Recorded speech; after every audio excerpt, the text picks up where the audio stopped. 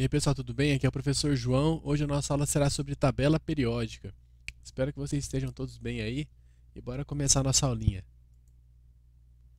Bom, então antes de começar a falar sobre a tabela periódica da forma como nós conhecemos hoje, é importante destacar que ao longo do desenvolvimento da ciência, novos elementos químicos foram sendo descobertos ao longo dos anos.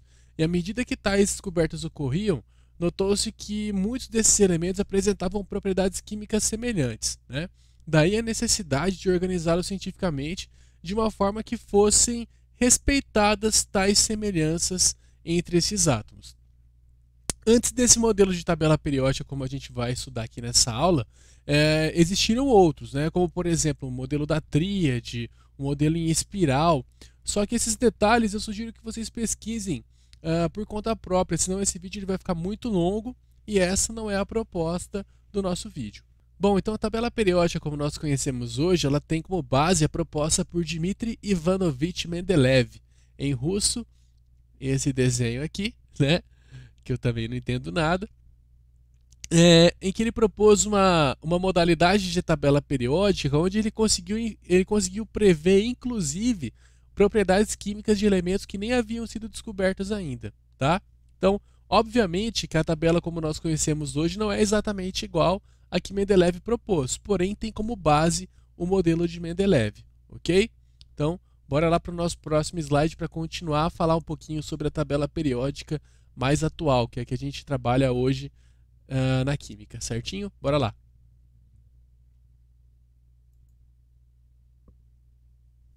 Bom, então a tabela periódica da forma como nós conhecemos hoje tem essa configuração aqui ao lado e ela é dividida em famílias ou grupos e períodos, tá? As famílias ou grupos são as linhas verticais da tabela periódica, beleza? Enquanto que os períodos são as linhas horizontais, tá bom? Então, famílias são as linhas verticais e os períodos são as linhas horizontais, beleza? Então, essa é a primeira etapa para a gente entender como a tabela periódica é organizada. Então, famílias e períodos, né? Família vertical, período horizontal, ok? Bora lá então agora classificar alguns elementos químicos, alguns grupos de elementos químicos na tabela periódica. Bora! Bom, então os elementos representativos, eles compõem as famílias A da tabela periódica, ok? E a sua distribuição eletrônica, assim como a gente já comentou, apresentam os subníveis S ou P como mais energético, tá bom?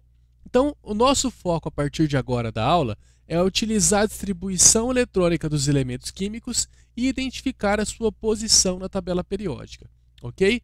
Então, veja bem, como que a gente vai saber que um elemento químico é representativo ou não? É só olhar o subnível mais energético, isso a gente já sabe. Se o seu subnível mais energético for S ou P, ele é um elemento químico representativo, certo? Então aqui eu peguei como exemplo o sódio de número atômico 11. E aí nós temos a sua distribuição 1s2, 2s2, 2p6, 3s1. Subnível mais energético é sempre o último que foi distribuído. Então aqui nós temos o 3s1 como mais energético, ou seja, ele é um elemento químico representativo. Daqui a pouco a gente vai na tabela periódica, eu vou mostrar para vocês onde ficam os elementos representativos e onde ficam os de transição. Mas, por um momento, é importante saber isso. Terminou com o subnível S como mais energético, ou P, ele é conhecido como elemento químico representativo. Agora, como que a gente vai saber a sua posição na tabela periódica?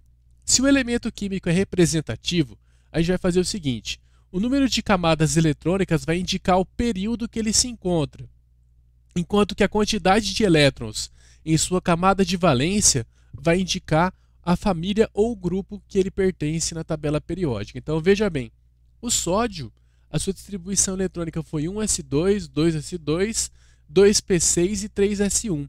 E aí a gente percebe que ele tem 3 camadas eletrônicas aqui. Ou seja, o sódio está no terceiro período da tabela periódica, na terceira linha horizontal da tabela periódica. E aí, para entender qual família que ele está, é só verificar a quantidade de elétrons da camada de valência. Então veja só, se ele está Se ele está no terceiro período, significa que ele tem 3 camadas eletrônicas, ou seja, a sua camada de valência é a terceira. Então, no caso aqui, ele tem um elétron só na camada de valência, ou seja, ele está no terceiro período, porque ele tem 3 camadas, e ele está no grupo 1, porque ele tem apenas um elétron só, também conhecido como grupo ou família 1A da tabela periódica. Vamos voltar alguns slides para vocês verificarem isso. Aqui, ó, sódio, elemento químico do terceiro período da tabela periódica, ou seja, está na terceira linha horizontal e está no grupo 1 da tabela periódica, ok? Certinho? O segundo exemplo é o bromo 35, e aqui nós temos a sua distribuição eletrônica a partir do diagrama de Linus-Pauling.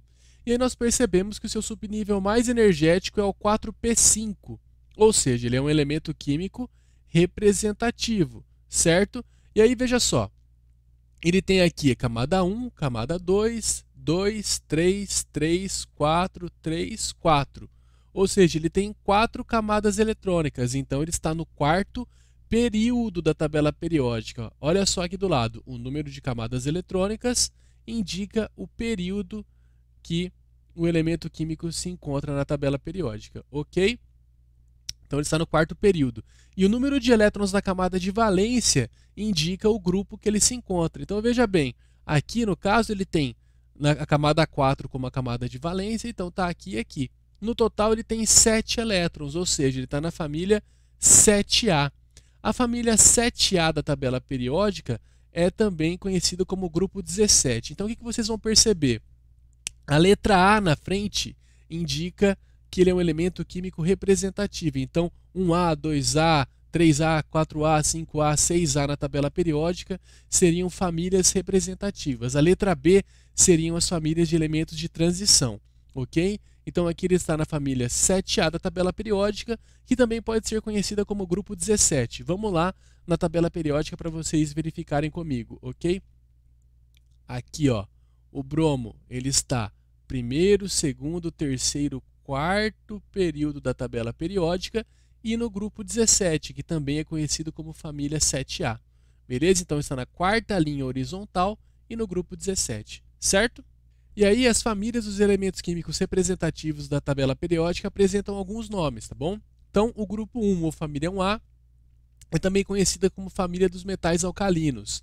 O grupo 2, ou família 2A, é a família dos metais alcalino-terrosos. O grupo 13, ou 3A, é conhecido também como família do boro. Grupo 14, ou 4A, família do carbono. 15, ou 5A, família do nitrogênio. 16, ou 6A, calcogênios. 17, ou 7A, halogênios. 18, ou 8A, gases nobres, tá bom? Vamos voltar um pouquinho para eu mostrar para vocês aqui, ó. Então nós temos aqui, vocês podem observar, 1, 2, 13, 14, 15, 16, 17, 18. Essa foi a sequência que eu passei para vocês no slide anterior, né? Então percebam o seguinte, que os elementos representativos estão aqui e do 13 para frente. Esses elementos aqui, entre o grupo 2 e 13, ou família 2A e 3A, são os elementos de transição, que é o que a gente vai estudar a partir de agora, certo? Bora lá então estudar esses elementos de transição. Bom, os elementos de transição da tabela periódica, eles compõem as famílias B, e eles são divididos em elementos de transição externa e interna. Os elementos de transição externa, eles apresentam o subnível D como mais energético, enquanto que os elementos de transição interna apresentam o subnível F. Isso tudo a gente já falou algum momento atrás aqui na aula, certinho? Então, para determinar o período dos elementos químicos da tabela periódica, seja ele representativo ou de transição, é só verificar a quantidade de camada eletrônica que ele tem, beleza? Enquanto que, para determinar o grupo, tem uma diferençazinha. Para os elementos de transição, a gente vai fazer o seguinte, a gente vai pegar a quantidade de elétrons do subnível mais energético e somar 2, beleza? Vamos fazer um exemplo aqui. Então, o manganês, né? O manganês a gente fez a distribuição eletrônica dele e nós notamos o seguinte, que o seu subnível mais energético é 3D5.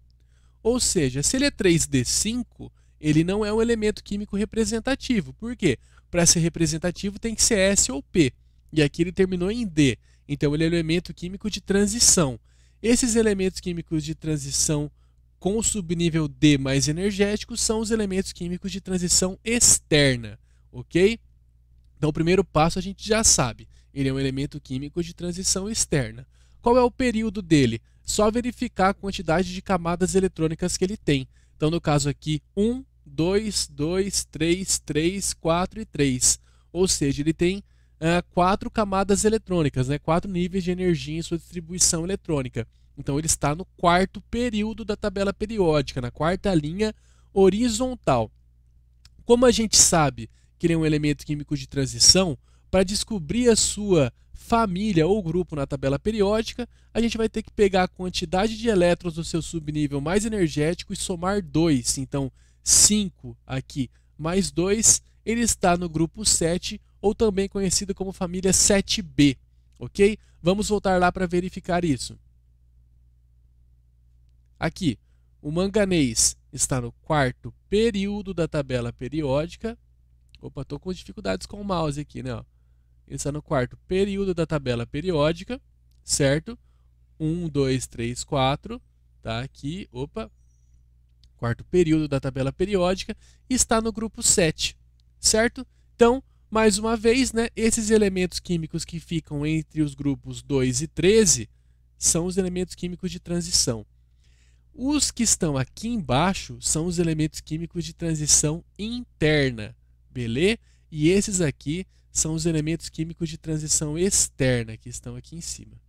Belezinha? Esses caras aqui têm o subnível D mais energético, e esses aqui o subnível F mais energético. Bora continuar a nossa aula. Bom, então os elementos químicos de transição são os elementos químicos do grupo 3 ou família 3B, 4 ou 4B, 5 ou 5B, 6 ou 6B, 7 ou 7B, 8 ou 8B, 9 ou 8B, 10 ou 8B. Percebam que os grupos 8, 9 e 10 são conhecidos como família 8B. É claro que isso aqui já é uma nomenclatura que não se utiliza tanto mais, ok? É mais antigo isso, essa questão de famílias A e B, tá? É mais comum hoje a gente encontrar 8, 9 e 10 direto, assim como aquele exemplo que eu passei no slide passado. Aquela tabela não tem nomenclatura A ou B. Isso aqui é uma nomenclatura um pouquinho mais antiga, mas eu acho ainda útil para a gente entender a tabela periódica. Família 11, 1B e 12, também conhecida como 2B. Ok? Vamos voltar lá um pouquinho. Então aqui, ó, percebam 3 a 12, certo?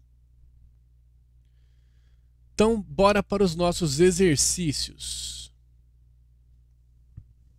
Bom, então o exercício 1 é um exercício da UFAL e diz assim: para um elemento químico representativo, o número de elétrons da camada de valência é o número do grupo, o número de camadas eletrônicas é o número do período.